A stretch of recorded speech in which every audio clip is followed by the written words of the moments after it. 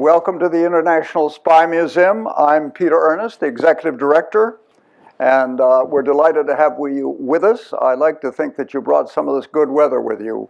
I've enjoyed that all day. Although I've been in my office, I don't want to give you the wrong idea here. We're here this evening to talk about Lou Stokes.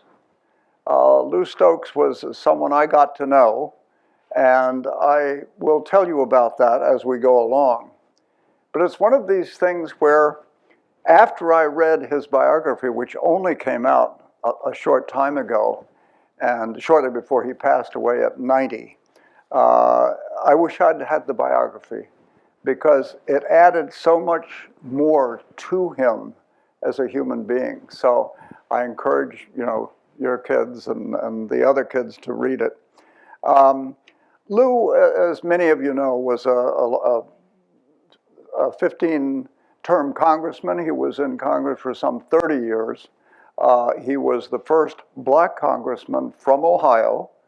And the phenomenon, of course, was at a time when he was serving in Congress in a variety of positions, including head of the Assassinations Committee, one of the Assassinations Committee, and ultimately the Appropriations Committee, which was, again, another first for a black congressman. He had a number of firsts, but he was also highly motivated in the early part of his life to do what he did. And I'll explain that to you, as well as tell you about our meeting and what went behind that. So here this evening to talk with us is Lori Stokes, his daughter. And Lori, some of you may recognize. Lori is the anchor of ABC's Eyewitness News This Morning, out of New York, ABC. And she came to ABC, I think in 2000 from NBC, and where she reported for the Nightly News Weekend and anchored for NBC Sunrise and Weekend Today show. None of which carried fake news, right? No. We're all getting so sensitive to That's this. our new buzzword, isn't it? It is, yes. Let's avoid the buzzwords, okay. She was the first African American to broadcast on MSNBC in 1996. I'm sure your father was very proud of you. And before she was with NBC, she worked for the ABC affiliate here in DC as the evening anchor on the 6 and 11 p.m. news, 1992 to 1996. So some of you may remember her from that period. You're partially dating yourselves.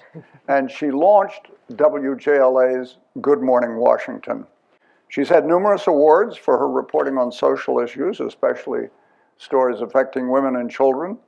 She won an Emmy for her work in Baltimore for her coverage of children caught up in violence, an AP award, Associated Press award, for her undercover journalistic work as a homeless person on the streets of Baltimore. Maybe you'll be able to say something about that, because that hasn't gone away. Right. Peabody Award for her coverage of the 9/11 bombings in New York. Now, this one I'm not so sure of. You'll have to tell me. You're described as passionately involved with the Food Allergy Initiative. That's because I have food allergies. Okay. I'm allergic to tree nuts. Okay. And actually, if you like, I'll tell you the story how I became involved with them. I was 14 when I was first diagnosed. My mother made a Waldorf salad with walnuts, and I had an allergic anaphylactic reaction to it. And of course, back then, no one really took food allergies seriously. And fast forward to 2000, I was sitting on the anchor desk, and my co-anchor handed me a brownie. And he said, have this brownie, and it has some nuts in it. And I said, are you trying to kill me? And so anyway, the Food Allergy Initiative was watching, a member, and they saw that, and they said, oh my gosh, we have someone who can sort of be the face of food allergies. And so however many years later, I'm very involved with them, and they have been instrumental in getting legislation through our various presidents. Particularly George Bush was very instrumental in making manufacturers list the ingredients. So I'm allergic to walnuts, hazelnut, almonds, as is my daughter Nikki, who's here with us. So to bring light to it, and hopefully one day have a vaccine for it and a cure for it. But right now we're doing clinical trials. So that's how, yes. Well, good for you for staying with that. Lori grew up here in Washington and is an alumna of Howard University and Ohio State, and she lives in New Jersey with her children, one of whom is with us this evening, about to finish Georgetown University. So let's go into the life of Lou Stokes and something of his background. Let me just ask you, Lori, what, just right off the top of your head right now, what's one of your strongest memories of your father? I would have to say really from the beginning, when I was 6 years old particularly, because that's when the Stokes machine was getting ready to start, a grassroots effort of all the children being rounded up and going out and campaigning for Louis Stokes. My uncle was already a mayor, and through a process of elimination and seeing who would be the strongest candidate, my father was very reluctant as a politician. He was a lawyer and loved the law. But when Carl said to him, "Lou, you're the one who has to do it," he wasn't going to turn his baby brother down. So we, nowadays we have these expensive political campaigns, but this was on a shoestring. So it was really all of us literally getting out, and particularly me, and knocking on door to door saying, "Vote for my daddy, Louis Stokes," on November 7th. And so I guess I remember the rallies. I remember going door to door with the literature. I remember the constituency of the 21st District rallying around and the excitement of changing the world. And then moving here to Washington when he finally, when he won the election, and going up here and feeling so comfortable on Capitol Hill. I grew up on Capitol Hill. Right, right. You sort of slid by that fairly quickly, but one of the touching points in the book, and I'm drawing heavily on both knowing him, but particularly on the biography, was Lou describes rather touchingly that when he went around and first campaigned for office, he had Lori in his arms, and he said he'd go to doors and ask for people's votes, and then this little child would say, "Will you please vote for my daddy?" He said, how are they going to turn that down? And so he was a shoo-in. Yes. And that was 68. Yes. Yeah, that was 68. And even when he was sworn in, he held me in his arms. And, you have to be under the age of 12 as a child to be able to go on the House floor. And so I was 6 at the time. And first, he had me sit on Adam Clayton Powell's lap for a while. This is, that shows you the dynamics. In fact, he grew up, thinking to himself, wow, I want to be like Adam Clayton Powell and a legislator. But at the same time, when he stood up to take the oath of office, I also held my right hand up and took it along with him. So That's right. He talks about her in his arms, mouthing the words after he did. So you obviously, I think you were a beloved child from what I can gather from the book. Do you remember in growing up, and I'll put this up here so we can just, you can get a sense of him. This was his, him with his mother, Louise. Louise, and you weigh in because I will. you're the daughter. Yes. But Louise was a sharecropper from Georgia. She had nothing. And Lou and Carl, his brother, lost his father when he was only 3. Correct. And Louise worked as a domestic, as a maid. Although she never said that. She was always, quote, in service. Yes. And do you remember one of the strongest things in the book for me was what his mother said to him early on? Oh, amongst many things, yes. Well, there was one that stands out. Get something in your head Yes. so you don't have to use your hands. So you don't have to work with your hands like I me. have. And he talks about, she was part of the Great Migration with so many other African Americans who came up from the South to the North. And she met Charles in Cleveland, actually. She didn't know him in Rennes, Georgia. And they fell in love.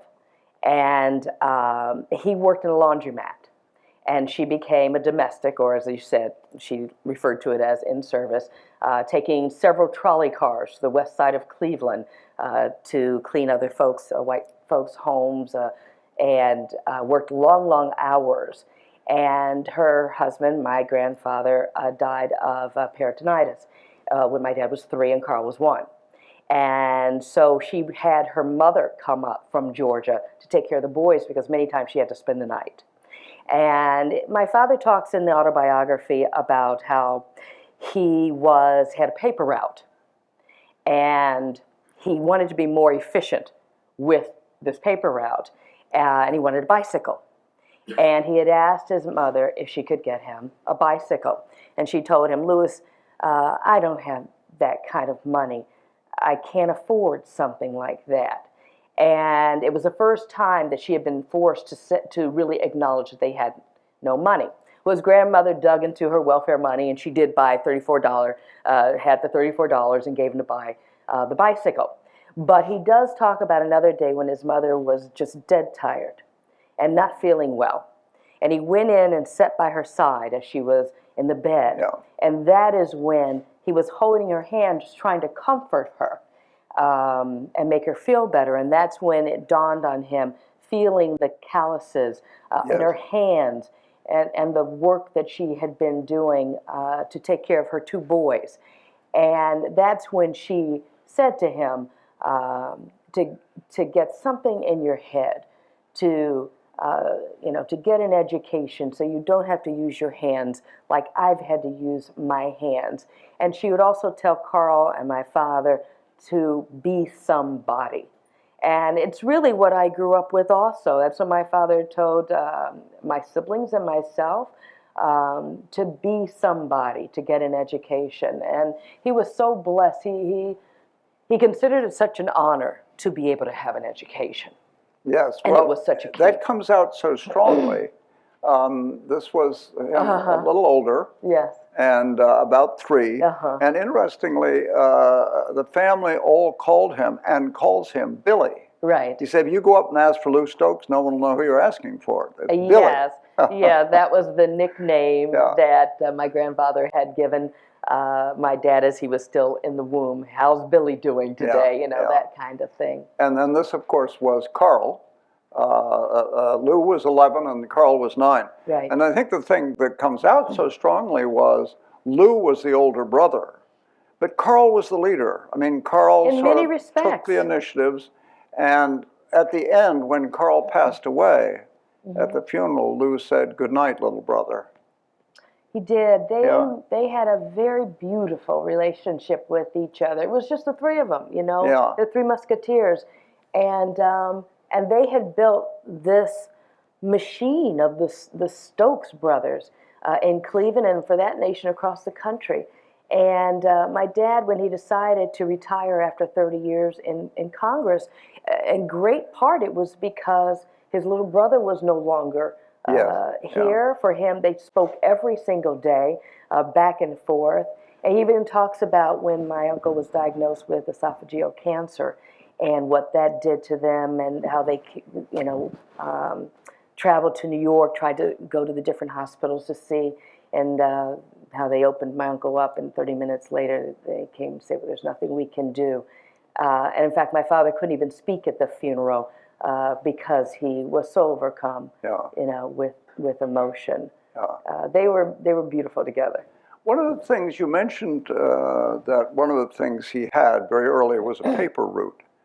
And what comes out so strongly, I think, is he learned to read early. He says that. I don't know if his mother taught him, but he learned to read very early. And not only did he deliver those papers, but he read the stories in them. And he was very moved by the stories of the Scottsboro boys who were prosecuted unjustly, and other stories, particularly from the South. And this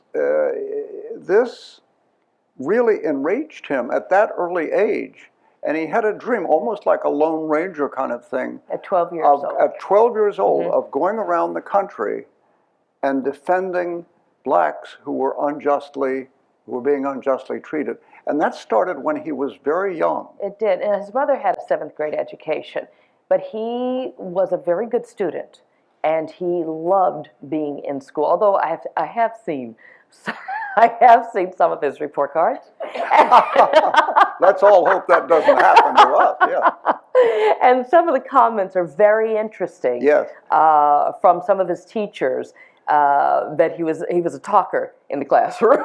And they said sometimes we have to get Louis to stop talking.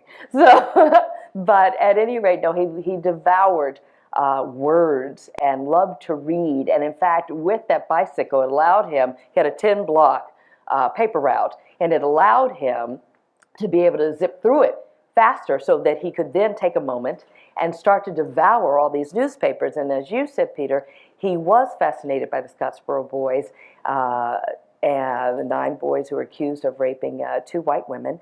And he admired so the lawyers that were there to represent, and he thought, I could do this too. I could represent my own people and defend them, particularly, when they're innocent, that they can get the justice that they need. The other reason why he wanted to become a lawyer was because when he was 12 years old, he was getting ready to go to a Boy Scout meeting. And he was walking alone to the meeting, and he got stopped by police officers who said, where are you going? Where have you been? What are you doing? And he just felt as if, here I am doing the right thing. But just because I happen to be colored, a Negro boy, walking by myself, that was just cause for someone to stop me. And it was also in that moment that he thought that he wanted to become a lawyer. It became a dream. It's interesting, and I have to say that, and I feel better about this. I can't tell you how many classes I was thrown out of for talking. I just went on and on. I had that all through school. And so I feel a little better about yes, that. You have company. Now, but let's just come up with the race issue. Mm-hmm. He talks about growing up in Cleveland. And they grew up in utter poverty. I mean, they had nothing. Mm-hmm. And his mother did the best she could. And he said he was conscious of, whites went there and blacks went there, Negroes, whatever. Mm-hmm. But the fact of discrimination, of segregation, really only hit him when he went into the military. Mm-hmm. He went into the Army, he was drafted into the Army, and that's in 1943. And I don't know how much you remember about what he said. I'm sure you remember a lot about the training and how they were treated. I do. And you know what's interesting also, he talked right before he entered the Army, he talks about a man named Izzy Appistorff, who was a manager at a clothing store that my dad started as a porter, just sweeping outside the front, restocking the shelves, that kind of thing. And Izzy came to him one day and said, Louis, I want to try an experiment with you.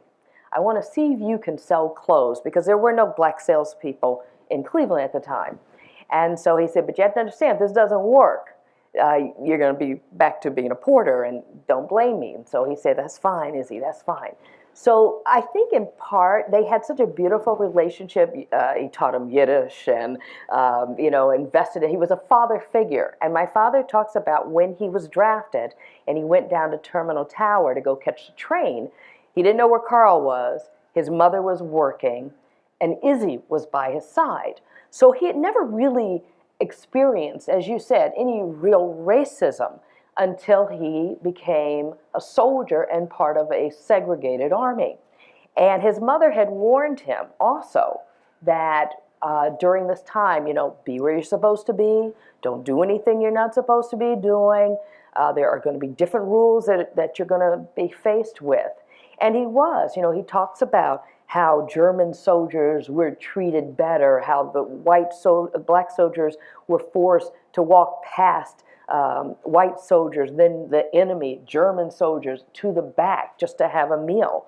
Yes. He talked about how they went through the same training as the white soldiers as far as knowing machinery and combat and all the necessary elements and training that any soldier would have to be able to fight for America. He was a patriotic man. But yet delegated to do tasks that involved cleaning the white barracks. And so there was one point when collectively he and his fellow black soldiers said, man, this is enough. We are tired of doing this. We're going to just pretend that we're actually doing cleaning. We're going to leave and make it seem as if we are, and then we're going to the library. So I mean, even then he was thinking about education instead of, just playing hooky and going around. They decided we're going to go rogue, but we're going to the library.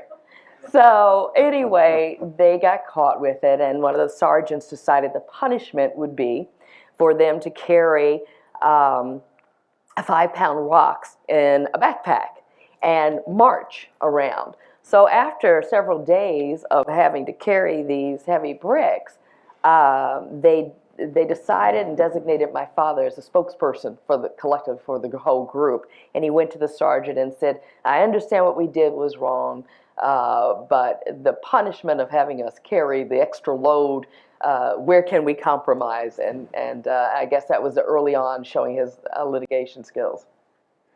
I have to just add just a comment. The fellow who mentored him, picked him out and said, you can be a salesman, was incredibly kind to him. And as you say, there were no blacks who were salesmen. There were no black lawyers. There were no black law firms in the nice buildings in downtown Cleveland. That's correct. Mm-hmm. But this fellow Izzy, one day he had Lou working as a salesman, and a customer came in, and Lou went up to him and said, may I help you, sir? This was a white man, obviously. He said, may I help you, sir? And the man looked down his nose and said, no, you can't help me. Mm-hmm. And Izzy came over, grabbed this guy by the scruff of his neck and the seat of his pants, walked him out the front door and said, if he can't help you, we don't want your business. It was a wonderful example of somebody standing up for Lou. Well, the service was a real eye-opener. He had known in Cleveland, sort of the separateness, but he realized in the military, this is how the blacks live day in and day out in the South. It really hit him. Right. And the other thing that I think that really struck me was, we talked about his love of language and words, and you all sit around and BS when you're in the military. You don't have anything else to do unless they're marching you around the block or something. And Lou realized that in talks, when chatting, BSing with guys with college degrees and guys with master's degrees, he held his own. Mm-hmm. He realized he could do this. Mm-hmm. He could be educated, even though he wasn't. Right. He realized he had it in him to do it. Mm-hmm. And so he came out. And he admired them so. He admired them, but he wanted to be one. He wanted to get that. And I think really he realized he could go to school and go for a law degree. What stopped him initially? Do you remember? When he got back home, yes. And he told his mother that he wanted to go to college, and she told him, Billy, you can't go to college. I need you to get a job and to help me. And it was a tremendous blow to him, because in his mind, it was a natural progression from being a soldier to going to school. So he was fortunate enough to be able to use a GI Bill to be able to go to school, and he had great clerical skills. He was a very fast typist, and so he was able to work for the Treasury Department in Cleveland and go during the day, and at night go to college, to Case Western at the time. And then he realized that there was a relationship between Case and Cleveland Marshall Law School. And he only needed 2 years of undergrad, and then he could start at the law school. So he graduated from Cleveland Marshall Law School. But putting himself through school. But he also worked during that time to give his mother some money. Oh yes, support. Absolutely. Well, that was yes. Yeah. Yes. And then he went into the law. First, the firm was Stokes and Stokes. He and Carl. Mm-hmm. And as he said, he was a criminal defense attorney. Yes. And he knew he wouldn't get into any of the white law firms. He knew he wouldn't be doing corporate law. And he said, and he uses the word, he said, we hustled. He said, I'd stand around in the municipal court and people would come up and say, are you a lawyer? Or where can I get a lawyer? And he said, And they'd say Stokes. He said Stokes, and he said, I charge whatever, I could. And I didn't always get it, but that was the beginnings.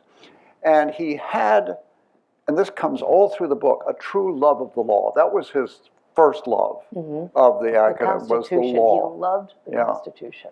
And when it was proposed that he go into politics, he was very reluctant. He turned them down, and then he saw the possibilities. It could be a higher calling to do more for people.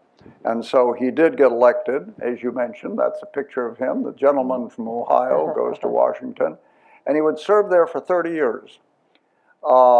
He was highly thought of, Tip O'Neill particularly. They had a great relation. He used to call him Louis, my pal. Louis, my pal. But he'd pick up the phone, and there'd be someone on the other line, Louis, my pal, and he knew Tip had a job for him. Right, exactly. Yeah, so one of his first was serving on a committee no one wanted to serve on, the House Un-American Activities Committee, and he said, I did that for the party. And then after that, he distinguished himself. He served on the ethics, he chaired the ethics committee. The ethics. He chaired the committee on the assassinations of Kennedy and Martin Luther King. Correct. Later, he chaired the Iran-Contra business and interrogated Colonel Oliver North. And at the very end, he was the first black appointed to the Appropriations Committee. And if you chair one of the subcommittees, you're known as Mr. Chairman. Yes, and that was the title he carried. One of the highlights of his service was the Assassinations Committee. And one of the interesting findings, and I had forgotten this for those of you who've always followed this, was they determined that there was a conspiracy, that there was a fourth shot from the vicinity of the grassy knoll, and that's never been overturned by any subsequent research they did an incredible job of forensics and going back and talking to early witnesses and so forth.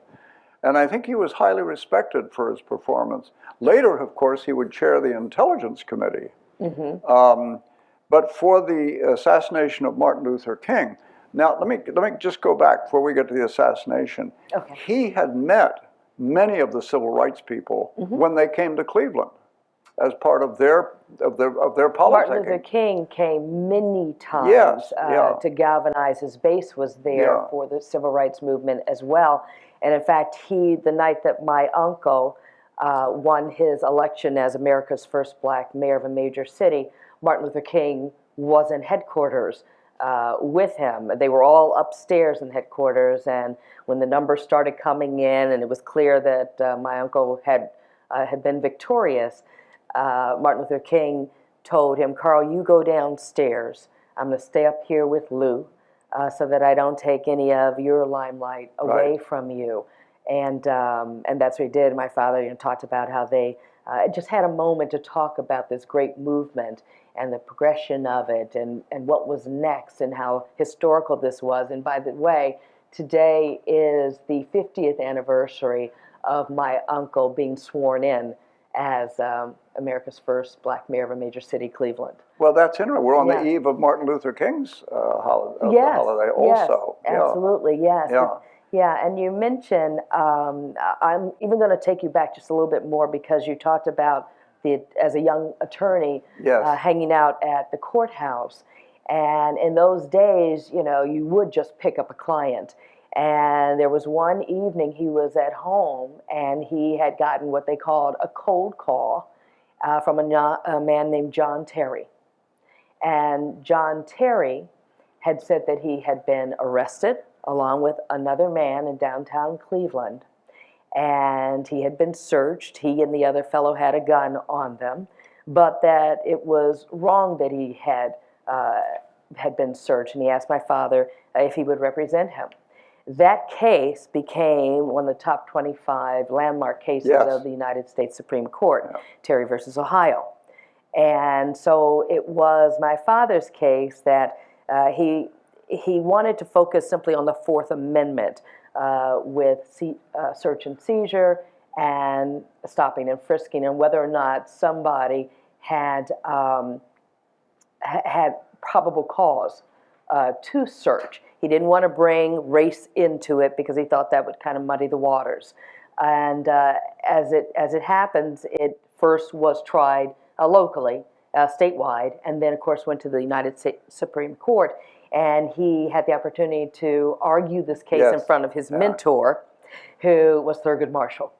And he talks that even though he ended up losing it, what he did force the Supreme Court to do was to define that if a police officer does actually feel as if his person or other people are actually threatened, then yes, an officer has the right, without probable cause, for search and seizure. But he always thought of it as a victory, in that he had forced the Supreme Court to detail it and to be more specific. And later he even found out that although the one dissent was Douglas, but that later on that Thurgood Marshall had told one of his clerks that he really thought, in hindsight, that he should have gone along with my dad. Isn't that interesting? Yeah. He was very proud of arguing that case in front of the Supreme Court. Yeah, and how I think that people also in the book, Peter, will see the trace of how so many things that were part of my father's life, stop and frisk, covert activities, Soviets, so many things that mirror what's going on today, issues that we still deal with in 2017. And I think that's why it's so relatable also. Oh yeah, we're dealing with them as late as this morning, but I'm not going to go into that. But and you talk about Castro, right? Well, we were at the committees, and in looking into the Kennedy assassination, he did an unprecedented thing. He went down to Cuba and interviewed Castro. Yes, he did. And they spoke for several hours, I believe, and in the end, he asked him directly if he had killed Kennedy. He said no, he hadn't. And Castro expressed a degree of sympathy and understanding for the United States, and it was a very interesting meeting.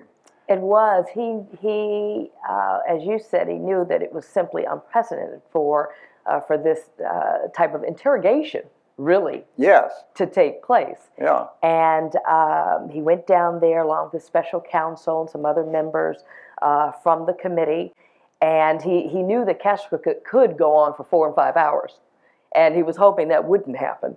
But he was impressed that Castro was so open. He told my father, he said, "Listen, the Cubans are intrepid people, but we are not insane, and we would never think of being part of a conspiracy to kill an American president." Part of the reason he wanted to go also is because of the Cuban Missile. And being able to stockpile nuclear weapons in Cuba. And that there had been many rumors as to whether or not Castro did have a hand in it or not, but he made it very clear.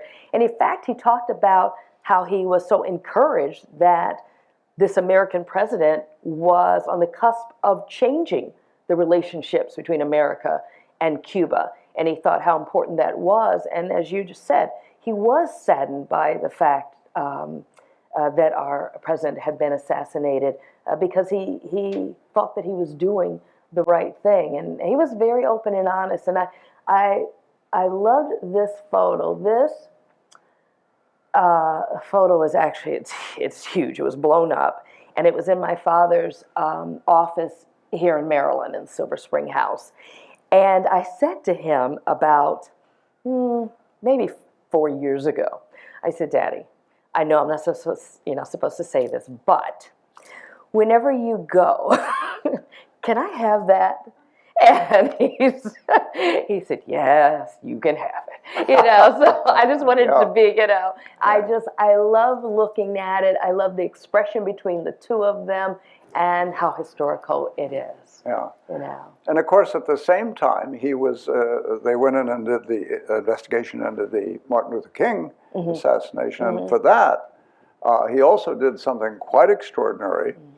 He went into the prison where Ray was and personally interrogated him for 3 or 4 hours. And of course, he's a criminal defense attorney. And he said, when I came out of that session, I knew exactly how I was going to question Ray in the open hearing. Oh, and that's exactly what he did. And when they had the hearings, Ray had been in jail for about 10 years. Yes. And, you know, he'd always said that he was coerced, that he was the patsy, that there was another Raul was the mastermind behind all of this. But my father talks about how slick and sly he knew Ray really was. And Ray saw this opportunity also to prove his innocence on, you know, a national televised level, and he wasn't going to do that. And I think also it meant so much to my father because he finally had that chance to do again what he loved so much, which was the law, and to be a lawyer during that time. He performed beautifully, and it was something to behold. I remember, you know, coming home, watching it, and the flashing lights. I think it was maybe the first time that we had seen something on that level. And when you talk about the conspiracy theory with JFK, they first were getting ready from the study to say there was no conspiracy, but it was a dictabelt on one of the police officers, where they realized instead of just the 3 shots, there was actually a 4th shot. And so that's when they did end up saying that they believed, although they could not find who the co-conspirator might have been, but they believed that more than likely there was a conspiracy. I think one of the things that became very clear to Lou was, once he got up on the Hill, that if he and the other black congressmen were going to have any power, they would have to keep coming back. They would have to keep getting elected and serve on these committees and work their way up. And so that's exactly what he did. He made a lot of friends on the Hill. One of his closest colleagues was Senator Kennedy over on the Senate side. And the one thing that Lou mentioned was that in those days, Republicans and Democrats regularly had partnerships, or they had lunch, or there was a back and forth. And he felt it was after the Gingrich Revolution and the contract with America, things just were never the same. And I think he was very disappointed about that. It saddened him. Yeah. You know, it was one thing, his relationship with Teddy, which was beautiful, and they were both, respectively, the Lion of the Senate, the Lion of Congress. But he was very good friends with Jerry Lewis, Republican from California. He and Henry Hyde got along very well. He and Bob Michael from Illinois got along very well. But he and Jerry had a very special relationship. There's a photo that's in the book. They sat on a committee together, and Jerry had written at the top, "We are Sammy Sosa and Mark McGuire, co-chairs." And it's an adorable picture. But there was a point with the Republican Revolution where all of a sudden there wasn't any communication. And Jerry asked him one day, he said, "Lou, we need to go to lunch. I have to talk to you." And while they were at lunch, he said, "Listen, the Speaker has come in here and told all of us Republicans that we are no longer free to talk with the Democrats." And he said, I felt so bad. I wanted you to know it wasn't because you've done anything wrong. It's the mandate." Yeah, that was a very sad day. And this is your family. Yes. That's you up on the right. Yes, with the from shoulder audience pads and big earrings. Yes. Lou It's my sister Angie in the middle. She's a judge in Cleveland. My brother Chucky, who works at the ABC affiliate in Detroit, WXYZ. And my sister Shelley, who is the family historian. And my mom there in the middle. This was in my dad's office. And none of it was you rare to have us all together like that. None of you went into politics. No. No, I think, you know, secretly he wanted us to. Angie probably got the closest to that. But although the media, it seems like there's a fair amount of politics involved with that, too. Oh, I think so. Well, he was very proud of the family. And all through his time in Congress, 30 years, he regularly, he was one of the co-founders of the Black Caucus, regularly tried to get money for Title I aid and so forth for the minority children, and looking for opportunities to direct money, not just to his things to his constituents, but to the historically black colleges and places like that. And particularly as it involved education, housing, employment, and when he was on the Appropriations Committee and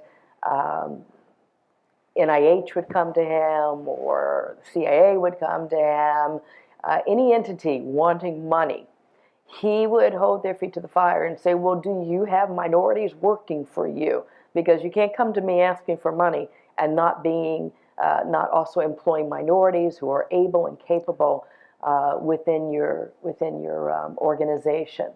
Yeah. I want to say also there, as we're talking about NIH, because in the book there's an amazing photograph of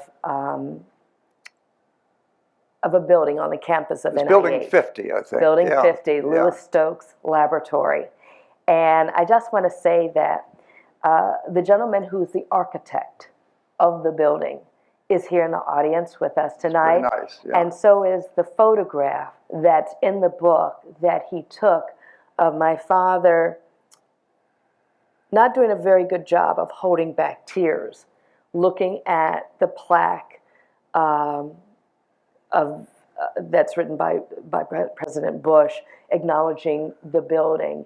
And I know, Frank, you're here, right? Right there. Frank is the architect of the building and the photographer that you'll see in the book of that, and became a very close, dear friend of my father. So at any rate, yes, going back to making sure that that minorities were given the right opportunities. He worked hard for his constituents in the 21st, which then became the 11th Congressional District, but on a national level too. And today I think that's part of his legacy so much that there are universities and colleges across this country that have STEM classes and STEM majors that are devoted to minorities. I see it all the time of the amount of money that's being funneled into these colleges to do the right thing, in his name. Well, I have one more photo and then one request, and following that, we'll certainly have time for questions, if any of you would like questions or comments on Lou, and then we will have time for, we have copies of the book in the back, and you can stay for a little bit to sign books. Okay. This is a picture of Lou with President Obama, and it's Lou as I remember him. He had a wonderful, wonderful smile. And he was on the founding advisory board of the International Spy Museum. And so I would see him each time we had a board meeting or sometimes special events.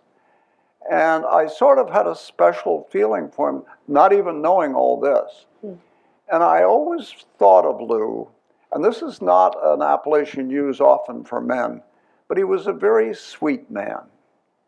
He had a lovely smile and a wonderful man. He was truly a gentle man from Ohio. What was did he have, he must have had some relationship with the president. Is there anything you can share with us about his thoughts on Obama? Well, I can tell you that this photo was taken in 2014.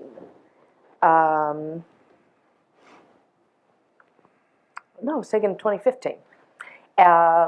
President Obama had come into Ohio for an event, and they had met several times, and he knew the president when he was a senator.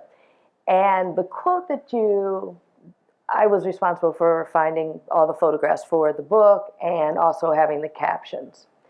This particular caption here was, after my dad served, Stephanie Tubbs Jones became the congresswoman representing the district, and she died of a brain aneurysm.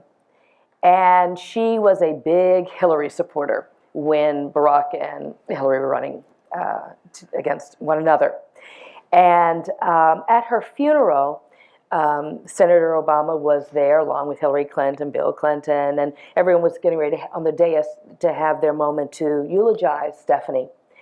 And my father had gotten up to eulogize Stephanie, and when he first got to the podium, he turned back and he looked at Senator Obama and he said, Senator Obama, I am 83 years old, and never in my lifetime did I think I would see an African American who was qualified to be the President of the United States.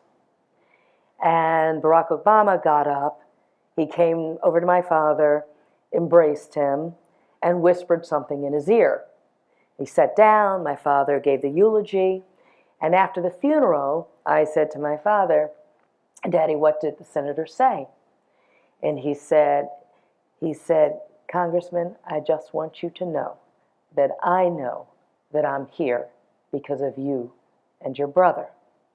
And he said, I told the senator, well, thank you, Senator. And he said, the senator then said to him, no, thank you. So it was quite a moment for my father to hear those words, must have been, yeah. words from him. And he was very proud of the work that he did. You know, it sort of puts everything in perspective of when you get to realize and you get to see some of the fruits from your labor. Yeah. He says in the, by the way, we should mention his mother, Louise, lived to see him sworn into Congress, and Carl the mayor. But he mentions towards the very end of the book that one of his favorite poems was from Langston Hughes, the black poet, and it's a mother to son. And I'm just going to ask you, you're a public figure, you have a great voice, if you would be kind enough to read this for us. Okay. Okay, Nikki, can you give me my glasses?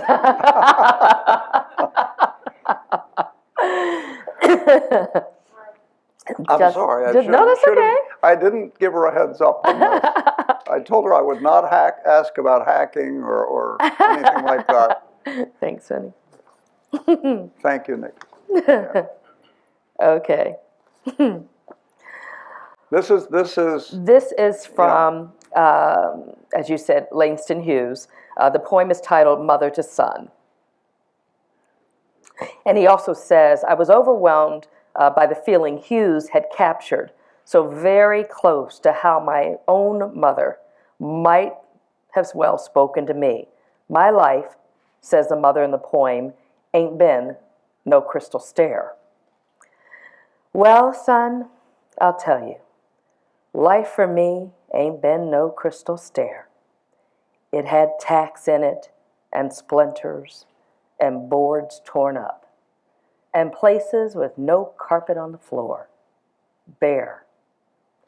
But all the time, I's been a climbing on, and reaching landings, and turnings corners, and sometimes going in the dark, where there ain't been no light.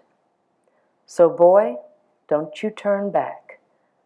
Don't you set down on the steps, 'cause you finds it's kinda hard. Don't you fall now, for I's still going, honey. I's still climbing, and life for me ain't been no crystal stair. Lori Stokes, thank you so much for being with us this evening and joining us. Thank you, Peter. Thank you. Thank you. It was wonderful chatting with you. Let's So see if the nice. folks have any questions that we Okay. that we missed. See if there's any talkative members in the audience here. Okay. Don't quiet. Oh, we have a floating microphone, so if you'd be kind enough to wait for that. Shelley's face looks so familiar to me. Well, you might have seen Shelley, my oldest sister. Yeah. You might have seen her at Black Caucus Weekend, perhaps. She also worked at Howard. She worked at Howard. Okay. That's where you know her. Okay. Yes. Oh, wow. Yes. Oh no, I went past the family. Yeah. That was the family picture he was talking about. Yeah. Yeah, Shelley worked Yeah, at there it is. Howard for Yeah. years. She was very instrumental with the library also. She just got her master's degree in historic preservation from Goucher. And yeah, in fact, she's a writer as well. Anyone else? Did Did your father have any political proteges? And if so, who would you say they were? Well, he had his own. That's a very interesting question. I know that there are people along the line, Cory Booker, who admired my father greatly. There's a man who was on our city council in New York, Ken Thompson, who recently actually passed away, young man. When my father passed away, he wrote a letter to me of sympathy, but talked about how he had never met my father, but at the same time, he was such an inspiration on doing things the right way and not forgetting why constituents put you there. And I think that's something that has been lost as we see our political landscape now, the acknowledgement that you're there for a reason, that it's not about you. And I'm sure there are untold many people along the way who, have been inspired by the work that my dad did, as he was also had people that inspired him. Even he got a kick out of young people. He was always learning and always getting a kick out of it, and wanted to stay up to date and didn't belittle anyone because of, he found a joy and a wisdom in everyone. And even at 90, he was still going. He was very beloved on the Hill. When he actually, his last day came, I think he had he had a bill or an amendment, and and they had him stand up, and somebody came up and gave glowing words of praise. That went on for 3 hours, and the chairman and he said, had to "This is finally enough." knock it off. It was getting a little embarrassing. It was, and it was one of the proudest days of his life. And he said, "Mr. Chairman," and he talked about his brother and himself and their mother being a sharecropper, and he said, "Only in America, only in America." He was very proud of America. He was with very all proud. of the flaws and all of the And that's why even when he challenges he faced, when he was talking with Oliver North, and in his closing arguments, and he was with Ollie, and he was saying that he too wore the uniform as proudly as Colonel North did, and he said, "And I too would die just as quick as you would." for the country. Yes. Yes. Yeah. He was very proud of that. It was one of his proudest moments was when they were helping the refuseniks in the Soviet Union, standing up for the Soviet Jews. He talks about how in the hotel, the hotel they were staying in, they knew not to say a word because they knew that there were bugs everywhere. But in the middle of the night, they would creep out and they would go to the homes of the refuseniks and sit, and they'd have wine, and they would talk about how they were harassed and the conditions that they lived under and wanting to come to America. And what he did was when he came back to Cleveland and to Capitol Hill, he made sure that there was a committee that would become dedicated to the plight of the refuseniks and to make sure that their needs were met. Yeah. That photo is also in there, and he goes in depth because he enjoyed so much talking to them, and the frankness and the fact that this was something he was not completely educated about, and took it on as a personal mission, and particularly because he had a very heavy Jewish population that he represented in Cleveland. Yeah. Other questions for Lori? I was wondering if you could speak about how your dad met your mom.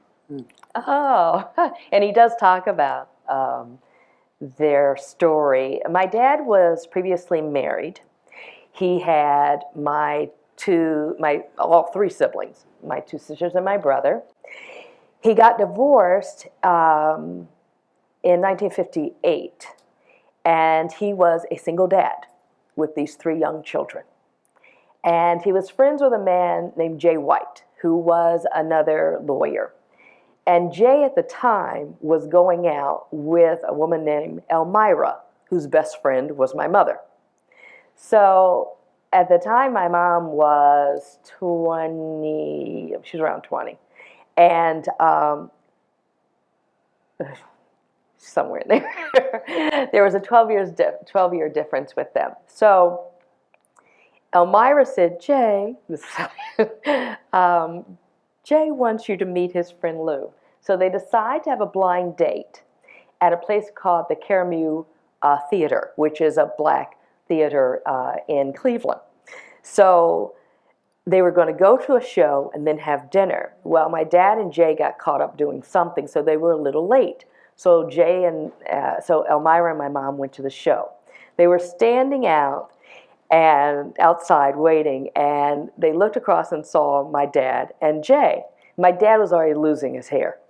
So he talks about how Elmira said to my mother's name is Jay also, said, Jay, that's him, that's Louis. And so she said, Elmira, that's an old man. So, With no hair, yes. So anyway, they ended up going to a jazz club. My dad loved jazz, and having drinks there, and fell in love. And my mother's mother was very strict. And, he could come over if he was announced and the whole thing, and he wanted to take my mother away somewhere. And I believe that they got in the car to drive off, and some kind of way, I think they got to the destination, and my mother called back to say, Mommy, I'm with Louis at wherever they were. And she said, you tell him that you are to get back in that car and he is to bring you back home. So, I mean, my grandmother was a tough cookie. So, but they, she took on an awesome responsibility raising a 5, a 7, and 8-year-old as a 22-year-old woman. And my mother had rheumatic heart disease and a scarlet fever. And she was told she could never have children. And her mother, who was a nurse, said, Jay, you cannot have children. It's too much on your heart. And, one Christmas Eve, they got a little frisky, and there you go. So they really had a beautiful love story. Even when he was ill, I had come to Cleveland to be his caretaker for the 3 months when he was first diagnosed in June. And they were adorable then. They would, just sit next to each other having breakfast, and they call each other Cookie and Cupcake, and, and the kisses and she didn't have to do anything but be there, she was a great political wife who also didn't want to be one. She was comfortable in the shadow. Well, he loved his wife, and she was quite ill towards the end. He actually finished this book just a few days before he turned 90. And then it was not long afterwards he passed away. He turned 90 February 23rd and was diagnosed with brain cancer in June. And he finished the book about 2 weeks before he passed. And a week before he passed, he realized he was told that Ohio State University Press was going to publish it. So in many respects, I certainly wish he was, still here and with us and smiling and telling us amazing, wonderful stories. But in many respects, he wrote his story. He lived his life. He lived it. He certainly lived it. And was able to have a dream of putting it to paper for other people. I say many times that this isn't about a black man growing up in poverty. This is really an American story. It's an American story of perseverance, no matter what your obstacles are, setting a dream. As his favorite quote was, aim high, and not taking no for an answer, having deep faith, loving family, doing what's right. That was my dad. Yeah. Lori Stokes, again, thank you so much for being with us this evening. Thank you. Wonderful conversation. Thank you.